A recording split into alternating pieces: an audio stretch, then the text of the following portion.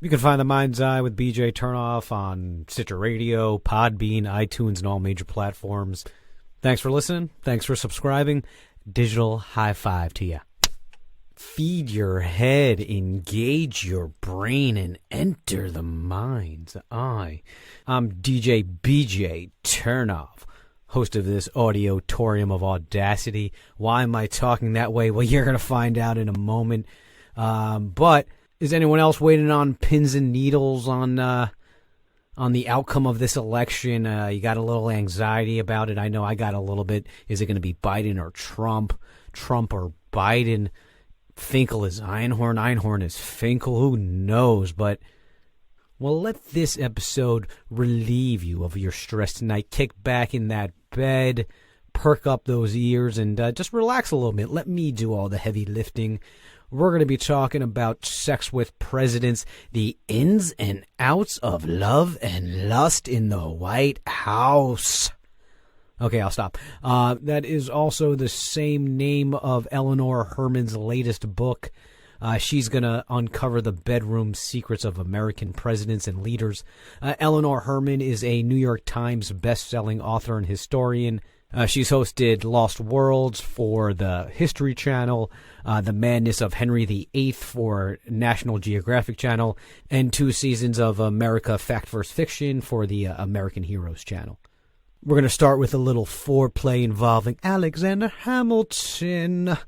If you haven't seen the play yet, and there's part of that talks about this, he had a steamy affair with a blackmailing prostitute.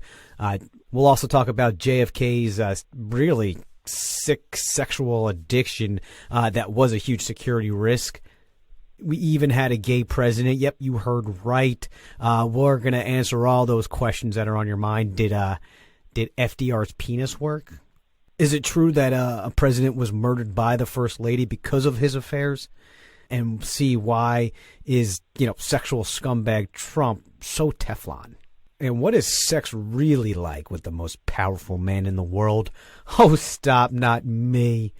All the steamy sex tales of the presidents with Eleanor Herman. We return in a mind's eye moment. Back here on the Mind's Eye, and hopefully you didn't go too early because we got a sexy night ahead of you talking about sex with presidents. We'll get into how JFK supposedly had sex with 2 different spies. I wonder if JFK ever discovered a rectal toolkit on, or I guess really in any of his lovers, similar to the ones that CIA operatives were using at that time. And now the kit supplied spies with tools that would allow them to break out of jail cells. So this rectal toolkit was literally the difference between life and death sometimes. You can take a look at this Cold War espionage artifact. Don't worry about the stank. It's on our social media right now. Facebook and Twitter at Mind's Eye Show, or just go to our website. Quick links there, themindseyemedia.com. Stimulating, titillating, arousing. I'm sure you're all of these by now, just the way I'm talking, just like our philandering presidents. Eleanor Herman's going to tell us all about them. Sex with presidents when the Mind's Eye returns. Our guest, Eleanor Herman, is the New York Times best-selling author of Sex with Kings, Sex with the Queen, and several other works of popular history. Now we are talking about sex with presidents. Welcome to the Mind's Eye, Eleanor. Thank you so much. I'm delighted to be here. The pleasure's all ours, and I say that often, but it is definitely, I guess that's going to be the theme of tonight. And the theme of your book. I really enjoyed your book, Sex with Presidents, the Ins and Outs of Love and Lust in the White House.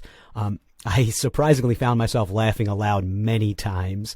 Lines like, and this was just one at the end, he was one of the few political leaders who came and went at the same time, and lots of... Oh, my God, that was the best line I've ever written in all of my 12 books. Right? The president of France died while having sex with his mistress, so he came and went at the same time. But yeah, so I sit here by myself. Writing is a lonely life. I don't know if you know that, or maybe you've talked to a lot of authors, but I sit here for months on end, pretty much by myself. Luckily, I have a wonderfully kind and patient husband who sort of comes and goes. But sometimes he comes here and he hears me shrieking out loud with laughter, and he pops his head in and he says, "Ellie, are you okay?" And I'm like, "Oh my God, I just wrote the funniest thing." I think my husband, who loves me dearly, thinks I'm sort of half crazy. Well, I imagine that's the endearing part about you. So, yeah, there's a lot of humor that you found in the awkwardness of a lot of those situations that you wrote about. A lot of light in the darkness, also. I mean, it really wasn't an enlightening book. Really, just really funny. Your humor is really on point. So, oh, thank you. But when you look at life, and I think, frankly, I got into history and historical writing, examining all of these lives from centuries ago and these people with all the power in the world.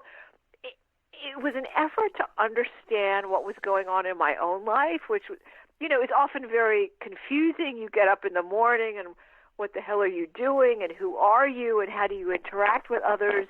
And these questions are important, but in the moment, it's often hard for us to understand what's happening with us at the moment. But when you look back centuries ago, it's sort of clear, and I use that clarity to try to shine some light into my own life. So I think that all of my books are a kind of psychotherapy for myself, and hopefully if they help others, I'm really gratified. I think we'll have to dedicate a whole show to that then, just breaking down you there and what you learned. But something that I learned in the book, Sex with Presidents, it's really as much about the first ladies as it was about the presidents. I mean, behind every great man is an even greater woman willing to put up and manage, his bullshit pretty much. Did you go into thinking with this book that the first ladies would be as integral to the story as they were? No, I actually didn't. I just wanted to look at the presidents, and then I found very quickly how integral the first ladies actually were. When you think about Jackie Kennedy, who was beautiful and young, and everybody loved her, right? So fashionable, and she was married to a sexual predator, a person who was just a sexual psychopath, a man who had sex in her bed, because in the White House, the First Lady and the President have their own bedroom suites. He would take women, not into his own suite when she was out of town, which was often because she could hardly stand to be near him. He would take women onto her bed, and he wouldn't even change the sheets after sex. He would instruct the Secret Service and the housekeepers to pick the hairs off of the sheets. And she'd come back to these soiled sheets, and one night she put her hand under a pillow and withdrew a pair of women's panties and dangled them from her finger and said, "Would you shop these around? They're not my size." And the housekeeping staff really couldn't even change the bedding fast enough, even if they wanted to, because of him. I don't know if they had enough sheets. But there's something psychological going on where I think he was trying to degrade and humiliate his wife. I mean, it's just so tragic. She was this beautiful woman, a fabulous mother to their children, and he was doing that to her. Shame on him. And that's something, a lot of presidents have, like we talked about, there are a lot of strong women behind them, and there's these strong women, yet they put up with this BS. I mean, I guess, why do you think it is that they would do that? I think for different reasons, depending upon each individual marriage. I think that Jackie Kennedy, she tried to leave him before she had her first living child, Caroline. And her father-in-law bribed and cajoled her into staying in the marriage because he wanted his son to be president of the United States. And he knew that, back in 1960, that a divorced man probably wouldn't win the presidency. And then when she had children, she knew she was sort of doomed to stay. But then there are others. When you look at Eleanor Roosevelt, who had her own love affair with a woman, and her husband had his love affairs with several different women, and they had like a unique political partnership, and it was all sort of okay, and they understood where they were with each other, like that was more okay, whereas poor Jackie went on drugs, Valium, and all kinds of other things, speed, to try to deaden her pain. Then you have someone like Hillary Clinton, who went into her marriage as a kind of political thing where they were going to become, they were going to go into the White House, and whatever he did was fine as long as he didn't vary from that target. And then you have someone like LBJ, who adored his wife, Lady Bird, who seemed at times to be a kind of little mouse, but she was so incredibly strong. She knew who she was. She knew she idolized her husband. And she also knew that he was manic depressive and he needed to have these other women to buoy himself up. And she accepted it. She was actually the stronger, even though he seemed bullying at times, and he was the weaker. So there are all of these different partnerships that were just so fascinating that I discovered in my research. Yeah, Lady Bird said, I had a great love about LBJ. I had a great love affair. No matter what, I knew he loved me the best. I mean, that's definitely an interesting perspective to have, knowing about your husband's philandering, pretty much.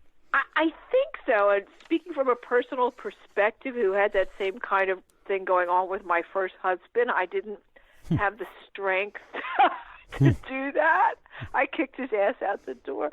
But I think of all the first ladies that I researched, I really admired Lady Bird Johnson the most. She was so sweet and so kind and so devoted to this guy who was very flawed, but also perhaps the most amazing politician in American history. And she, Lyndon Johnson, he was really sabotaged by his involvement in the Vietnam War. But other than that, like, what did he do for civil rights? I mean, he just did so many wonderful things, and without her, I don't think he could have accomplished that. He was manic depressive, bipolar is another term, and so sometimes he would be 3 days in bed with the covers pulled over his head, and she'd be there with chicken broth, telling him to take a sip, and maybe he should get out and walk one step at a time, and she was the one who got him out of bed. And then, being manic, he would make 100 phone calls in a row. But I think she was just such a huge help to him and to this country in so many ways. And his philandering didn't ultimately make any difference to her once she accepted it. So there are these stories of her going into the Oval Office, wandering in there, and he is having sex with a secretary on the sofa, and she says, "Oh, excuse me," and backs out. And he was very angry, not at himself or her, but at the Secret Service for letting that happen. So he instructed them to have a buzzer system installed. So every time Lady Bird was on her way to the Oval Office, they would buzz him so he could pull his pants up and the secretary could pull her pantyhose up, and they'd be sitting there and he'd be like, giving dictation. Yeah, it's quite the word for it, for sure. With President Lyndon B. Johnson, since we're on him, I mean, he looked like a damn bulldog, but women still found him irresistible. I think he had a certain masculinity, just a certain testosterone thing that women did find irresistible, and also the power. Yeah, he exemplified power that. Is the ultimate aphrodisiac. Yeah, so I get that initial allure, regardless of the attraction, because power, like you said, is the ultimate aphrodisiac. But what I don't understand for the misters is why for many of them, I mean, they were treated like just utter dirt. Why would they continue to do that, being treated that way? Okay, so which one are you talking about? Because they're all very different stories. Let's see. Let's go with, I guess, Grover Cleveland, who was pretty much gaslighting his, Grover was a rapist, yeah. And that was 10 years before he became president. And He raped this poor widow and impregnated her and refused to marry her when she begged him for marriage to salvage her reputation. She begged her rapist for marriage. This is in the 1870s. And she had a healthy baby boy. He stole the child and let it be adopted by his friend, who was childless at that point, and then committed poor Maria Halpin, the woman he had raped, to an insane asylum so that no one would ever believe what she said about him. And then 10 years later, he ran for president and won, and the whole story had come out. And Americans chose the rapist over his competitor, who was a faithful husband and good father, but he was financially incorrupt in terms of his politics. So I think that is an incredible lesson as to what Americans really care about. It's who's going to cut my taxes, who's going to keep the economy going, who's going to give me a job. And this is in the 1870s. So that was Grover Cleveland, and shame on him. Mm-hmm. Let's at least start with the man of the hour, or really the man of the last few years, founding father Alexander Hamilton. Okay. He taught us a lot of things. One lesson that you spoke about that politicians never seem to learn, just admit it. That's really the best way to get out of those type of scandals, right?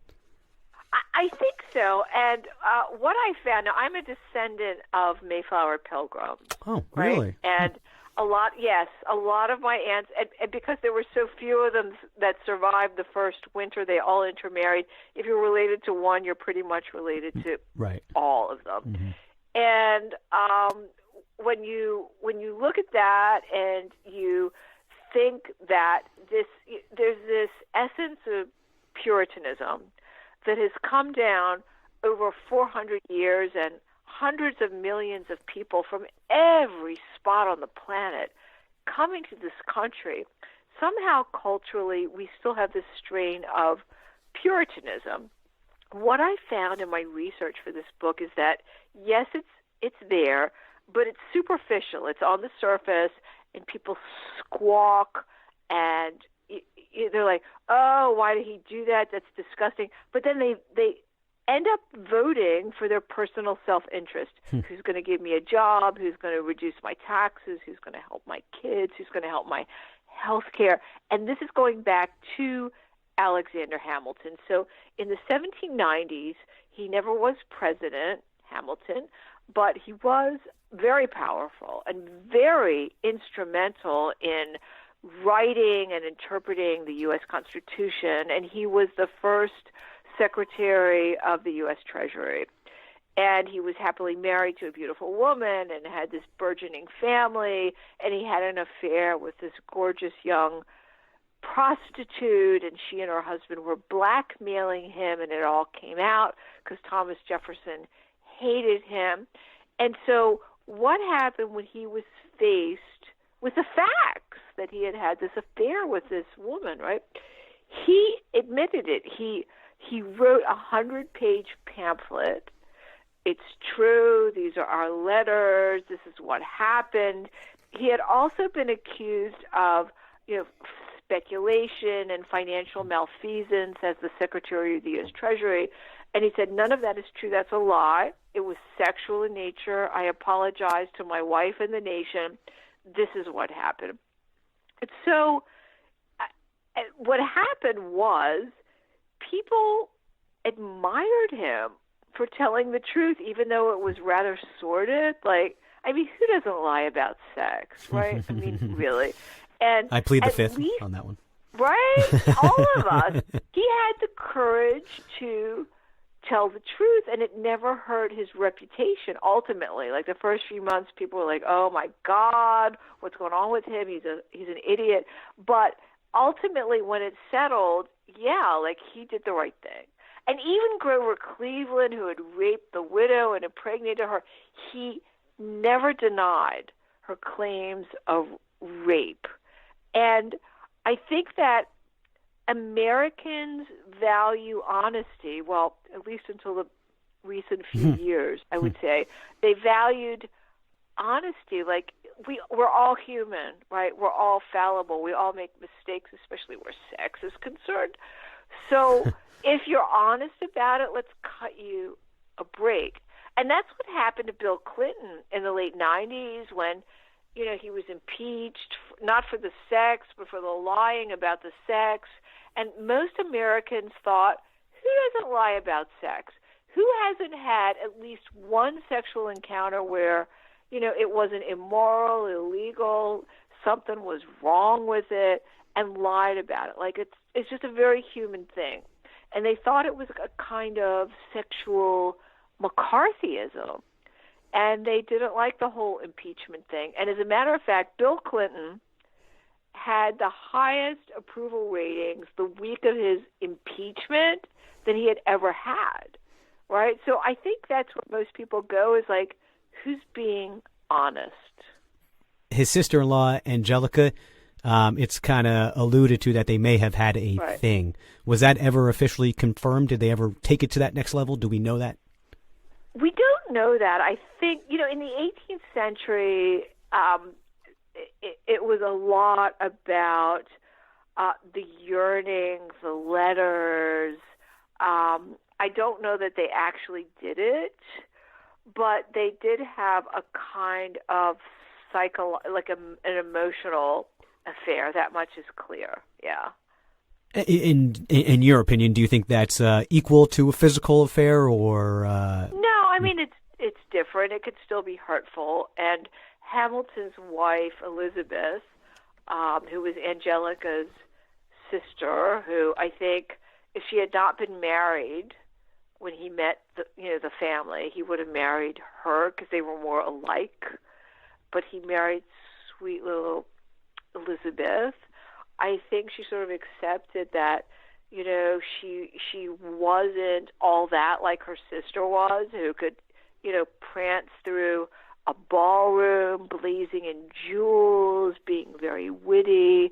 Her sister was married to a man, an Englishman, by the time Hamilton met the family, and so he offered for the next sister, who was sweet and loyal and very pretty, and gave him a whole passel of children. But after he died in the duel, and he had confessed to her about the affair with this prostitute, Maria Reynolds, and she had forgiven him, and he died in that horrible duel with Burr. And so she lived another 50 years, and every year she was just more and more devoted to her husband's memory. So she totally forgave him for what he did sexually. I think, like sex is an energy, it's a thing, but there's something that's greater than that, which is love and kindness and forgiveness. It's much more powerful than what people do with their bodies. And so she had around her neck, when she lived to be, 94? I mean, she was very old. She had letters, like love poems he had sent her that had crumbled to dust, and she had put them in a little locket around her neck. Think about the love that she had for him. And when she was in her 90s, she sort of fell asleep by the fire one night, and there was one man who was there with her, and she opened her eyes and said, I want to be with Hamilton. I love him, and I miss him. And isn't that so much more important than what people do with their bodies for a few moments? Yeah, truly, and definitely reflecting the sentiment of Lady Bird for sure, in some ways. Exactly, they're very similar. Good for you. You figured that out. Yeah, every so often my brain works here and there, it like goes off every so often. So, but and another thing that Hamilton taught us is don't be a damn hypocrite. He was, it's something that you pointed out, that he was acting as if he was pure all this while knowingly cheating on his wife, and that really was not. It was not just the cheating, but that also was part of the reason why his reputation was hurt as well. Yes, he had written at the time these political figures, and it was very much like it is now with Fox News and MSNBC.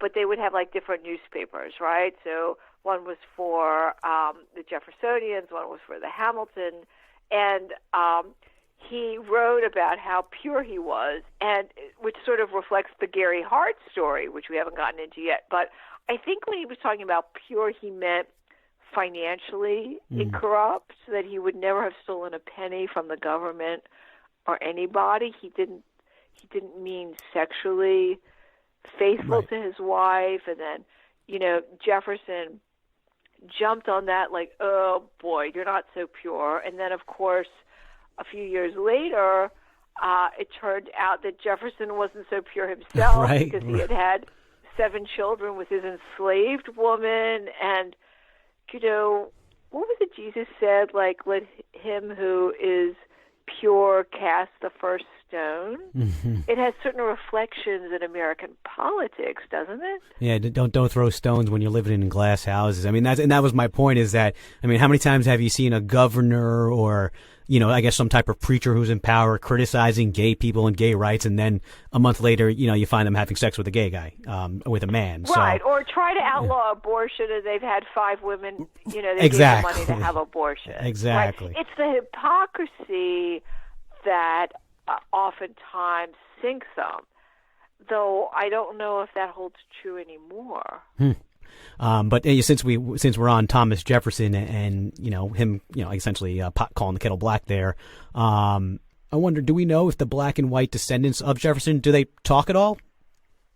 I believe they do. There are certain groups and associations of descendants, and it's my understanding that in the recent years, after the DNA results came in, that they welcomed the descendants of Sally Hemings into those various events. But from what I could tell, racism is just so deeply entrenched in our country, and there was just a lot of rebellion to accepting that Thomas Jefferson had black or partially black mixed-raced children, and they were just twisting themselves into pretzels to try to figure out why that could not actually be true. It is scientifically possible that Thomas Jefferson's brother Peter had the children with Sally Hemings, except that Jefferson was sort of obsessive compulsive, and he wrote everything every day in his diary about what went on and who visited, and what slaves had which children, every little tiny thing. And so his brother Peter didn't live that far away, but he only visited like 3 times in 25 years, and Jefferson meticulously noted that in his diary. None of those times matched the times when Sally Hemings got pregnant. And every time that Jefferson, he'd been in New York, Philadelphia, Washington, wherever, he comes back, Sally Jefferson gets pregnant and has a baby in 9 months. I mean, I think it's clear, and anyone who denies it is a racist. Yeah, I mean, just all the evidence is there, and it's essentially just putting the wool over your own head if you don't want to at least look at it. Exactly. Let's just look at it, right? Yeah. And speaking of look, I mean, last year there was an image that I saw, and it was part of a series, and one of them it was for descendants, and one of them was one of Thomas Jefferson's black descendants actually dressed in the same garb as Thomas Jefferson, and to me that just was a very powerful image. Did you happen to see that by any chance? No, I did not. Yeah, you should take a look at that. Was this person more black or white or what? Yeah, he was one of Thomas Jefferson's black descendants, and they juxtaposed his picture next to Thomas Jefferson, pretty much wearing the same thing. And I'm not, I can't say about if they looked similar or not. But it's just I thought the image in itself was powerful and what it was saying. You definitely should take a look at that. I think you'd probably enjoy I that. will. So what I found in my research was that people would go to Monticello, and Thomas Jefferson had this pathological need to be Lord Bountiful, and you could just show up with your 4 horses, your 5 children, your dirty laundry, and they would put you up and wash your clothes and feed you, and I don't know what that was about, but it was very detrimental to the fate of his enslaved people on the plantation, because he got more and more in debt. And as soon after he died, his daughter posted a notice in the paper 300 and some enslaved people, to be sold at auction. And shame on him. If he hadn't entertained all those hundreds of people, maybe he could have freed them. Maybe he could have kept them together as families. Like he right? promised. Like he promised to do.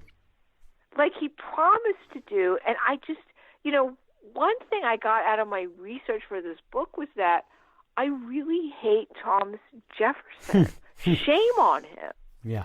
Mm-hmm. I was actually thinking the same thing about LBJ, but yeah, please go and expand upon that. Why do you hate him more now?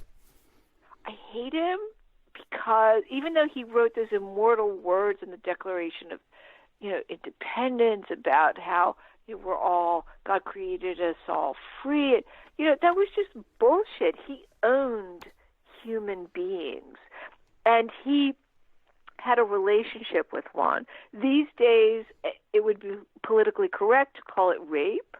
I do think, upon the evidence, that she cared for him. And maybe she had her own and her family's best interests at heart in that relationship. We'll never know. Sally Hemings is the most famous unknown black woman in American history.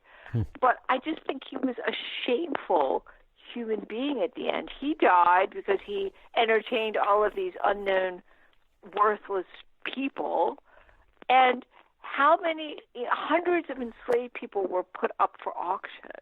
I mean, shame on him. This is the writer of the Declaration of Independence, one of the greatest documents of freedom in the history of the planet.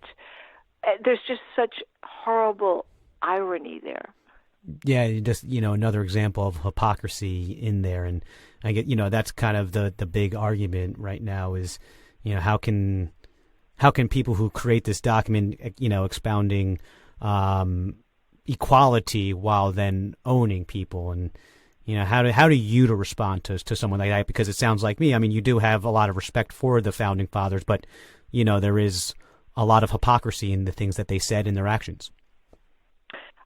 I do understand that in the 1770s and 80s, these men understood that if they were to found a nation free of Great Britain, that they needed to let the slavery issue lie low for a while, that they never would have gotten the southern states to agree to sign the Declaration of Independence and the Constitution and all of that, right?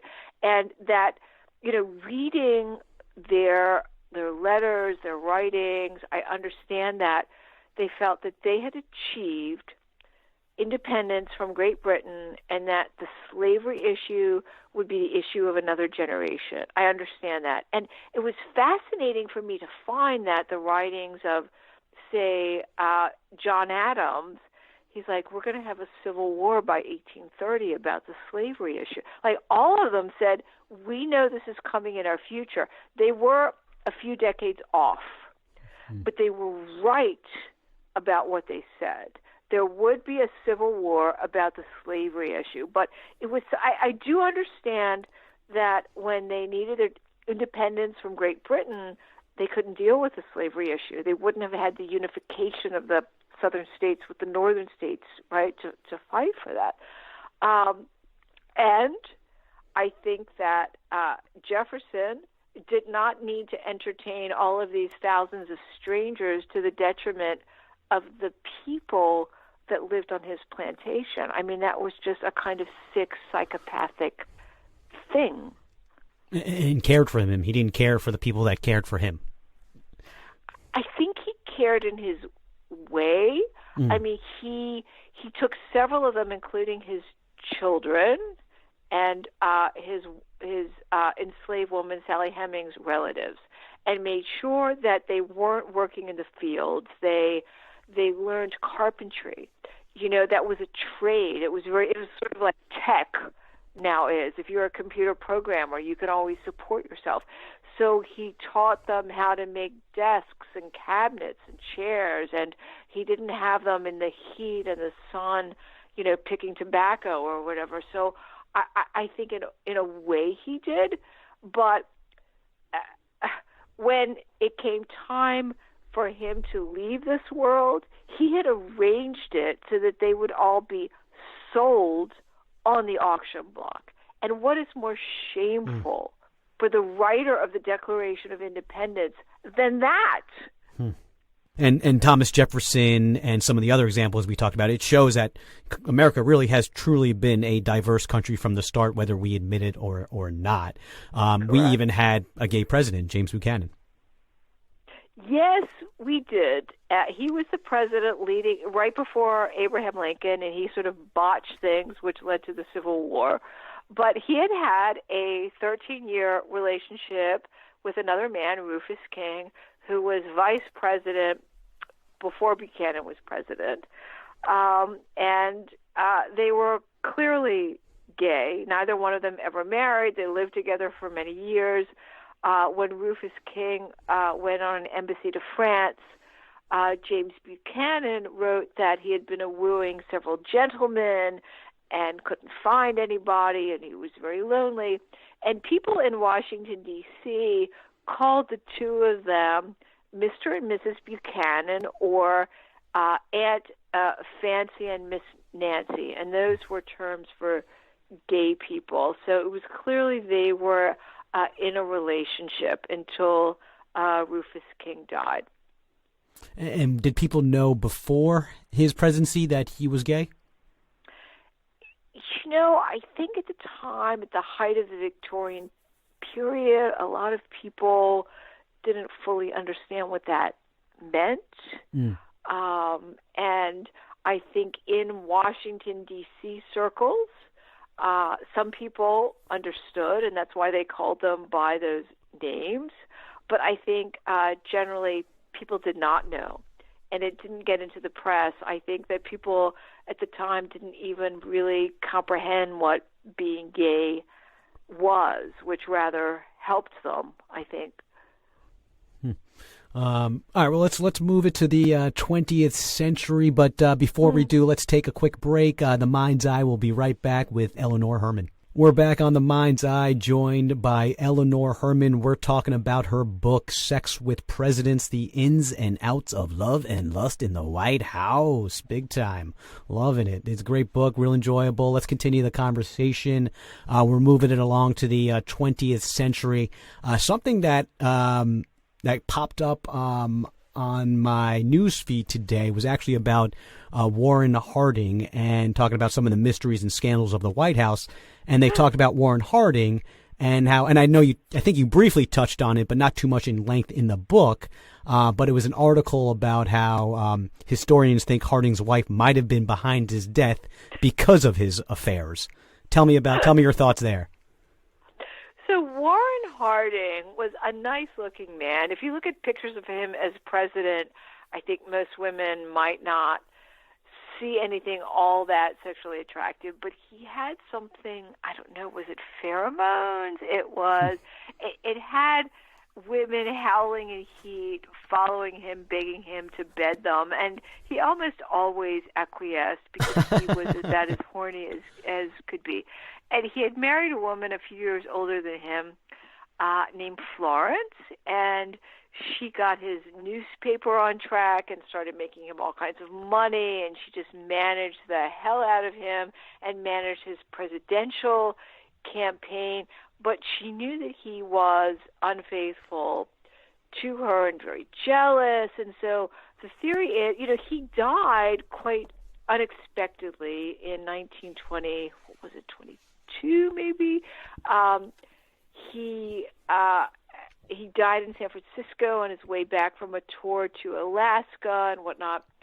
And there were rumors that his wife Florence had poisoned him because she realized that he had a child with a very young woman named Ann Britton, and she was just sick of his philandering.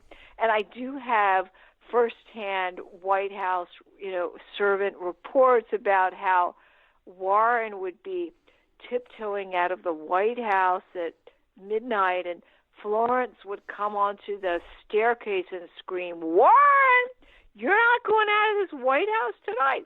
And the servants who'd been there for 30 years under a variety of administrations were horrified, at how low class this was getting. But so there is a lawsuit afoot as to whether they should dig him up and test him for poison. Did Florence actually kill him or not? Well, and digging into it, what do you think? Do you think it's feasible or just hearsay, pretty much? I think that she had put up with his philandering for 30 years or more, and I think that he, all the symptoms were those of advanced heart disease, and he died of heart disease. I don't think she poisoned him, but you never know. So there is an effort to dig him up and see what actually happened to him. Yeah, I think that makes for a good story, but that's all it is probably just a good story.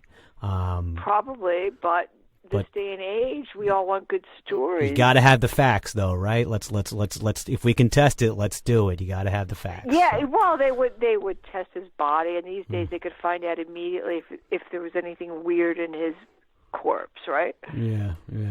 Well, I don't want to believe it, so I'm not going to. But all right, let's skip it ahead a couple decades. Before you touched on FDR, Franklin Roosevelt, yeah. and this is something that I always wondered before I read this book, and because he had paralysis in his leg. Did FDR's thing work? It did. And it did, yeah. According to several doctors, right? And he had all these mistresses, and FDR was a wonderful man, a wonderful human being. He got polio in, what was it, 1921, something like that. And back then, being paralyzed, without the American for Disabilities Act or whatever, you might as well be dead. I mean, it was almost like a death sentence. Like people would look at you with such scorn that you were physically handicapped. This day and age, we could hardly realize how horrible it was for people 100 years ago to have some disability, right? They'd be put in an attic, nobody would ever want to see them. And how he worked, he sweated, he agonized to build up his upper body to keep himself going and wheel himself around, and he designed special chairs and special cars. And when he ran for president, the American people didn't know how really handicapped and paralyzed he was. They thought he was somewhat lame. He'd walk around, but he'd be leaning heavily on his son. If his son had stepped aside half an inch, poor FDR would have fallen flat on his ass. But nobody knew that. Photographers knew it for the press organizations, but they never publicized it, right? They never. There was never a picture of FDR in his wheelchair or being physically carted out of a car onto a wheelchair out of respect and out of protection for the presidency, during the Depression and during World War II. And part of my book looks at how the press covered presidential love affairs. So in the case of FDR, absolutely not. Everybody knew about his love affairs, right? With Lucy Mercer and Missy Lehand, his secretary, and they just didn't report it because it was a matter of national security at the time. And another great line that you had about the press, since we're talking about it, is in talking about JFK's or at least the press's treatment of JFK, is that the press were greater prostitutes than the women Kennedy paid for sexual services. They were whores. They were hoping to be invited to a party, to be given, some story in advance of everyone else. The Washington press knew everything about JFK's peccadillos, and they just never reported it. What happened was, a few years after his death, 9 years, I guess, after Watergate, it's like the cockroaches came out of the basement. Like everybody had a JFK sex story to tell and a book to sell. And that's what happened. That's why we have all of these reports about his really misguided, pathological love life. I mean, I was often amazed at how, like you said, they treated presidents with kid gloves, particularly in the first half of the 20th century, and LBJ, I think you made a point saying that he was really the last one done that way. Why do you think it changed so harshly? So there were a few things that happened. One was that LBJ, though he was an incredible president domestically with all of his civil rights and his war on poverty and all of that, he totally lied and messed up with regards to Vietnam. And the press, he'd tell them these figures about troops and losses, and the press would investigate on their own, and they figured out he was just lying to them every day. So that was one thing. It just tarnished the image of the presidency, that the president would lie, like we're used to that now, right? But anyway, so that was the first thing.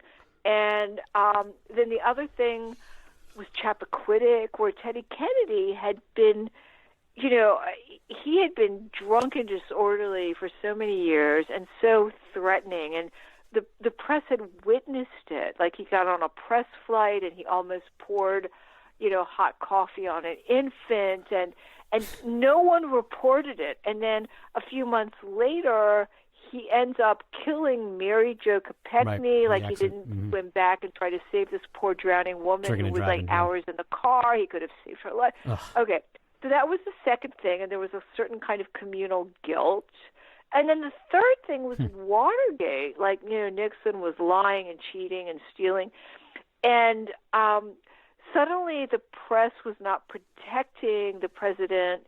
They were investigating the president. And that's when all of this stuff came out about, Roosevelt and Eisenhower and Harding and Kennedy and LBJ. Like, it all just came out within a couple of years. Everybody wrote a memoir, and they were largely the sources for my book. Trail back to and touch on JFK for a little bit, because one quote that you said is from JFK is, "I get a migraine headache if I don't get a strange piece of ass every day." I mean, that's a pretty disgusting statement. What the fuck? Who says that? He's got one of the most beautiful wives on the planet. Like, what the hell is wrong with that guy? It's just, no matter what era you say that in, it's a disgusting statement. It doesn't matter if it's 1962 or 2022. So, but so that wasn't necessarily shocking. But the one thing that was really shocking, Eleanor, was really how reckless JFK was because of his sexual addiction. I mean, national security was a real issue because of it. Well, he was, and the Secret Service was just beside themselves. And so, he would have these women show up at the White House like, "We're here to see the president." And the Secret Service were like, "Really?" And I guess back then, they didn't have any computers. They couldn't really check. So they knew the president was not in any mood to wait. So they couldn't really make phone calls or whatever the hell they did in 1962, send messengers. And they'd let these women up to the residence, which is on the second floor of the White House. And, so after sex, JFK and his women would go into the residence kitchen. It's a little kitchen.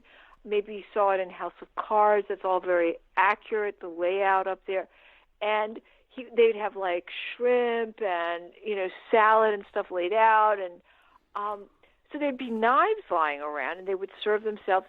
Any one of those women could have stabbed the President of the United States in the heart with a butcher knife, and it drove the Secret Service crazy, right? But he wouldn't hear anything about it. And not only that, but he slept with purported spies one time. He did, a Soviet spy from East Germany, and the spy from the mafia. He was having an affair with Judith Campbell, this beautiful woman who was also having an affair with Al Capone's successor, the mob boss in Chicago, and he just didn't care. Like, his dick just sort of, said what he wanted to do, and that's what he did.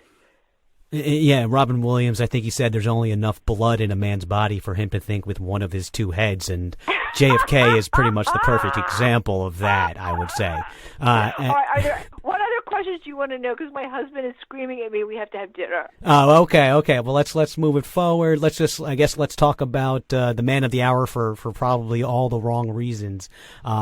Donald Trump. I mean, he has a sordid history. Admitted cheater, sexual assault and rape, 3-time divorcee, child out of wedlock, unprotected sex with a porn star. I mean, why is Donald Trump so Teflon?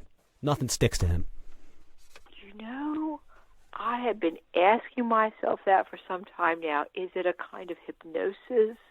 Is it the Kool-Aid that, was it Jim Jones made everybody drink on that island?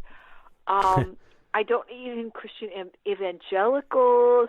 I mean, I can understand supporting a candidate for policy and its effects rather than their moral values, right? I mean, Jimmy Carter is an incredible human being and kind and generous and thoughtful and intelligent, and he was not a good president. He was weak, right? And then you might get someone who is not all that moral, but he's a strong president. He's good for the economy, and he's good for national. I can understand that, but this guy is just such a loser every way you look at it. I don't understand it, and I wish someone would explain it to me. If they say it's the economy, well, 2 out of 3 restaurants are going to be closing by January. I mean, what economy are they actually talking about? I do understand that voters don't care about a politician's sex life, and I agree with that. I mean, maybe they have a lot of mistresses, but they're a phenomenal politician, right? Like, the economy is great, foreign relations are great, everything's great. That's not the case with this guy. Like, everything is just a mess. So I don't get it. I wish someone would explain it to me, but I don't think that they can. And now I need to go to dinner because my husband is agitating. Is there one more question you have to ask me? Well, I have about 45 more questions, but no. I will. How about this? One last question. What should the listeners take away for the present day? What are lessons that they should learn from the book? And then throw out your social media, and I'll let you go after that.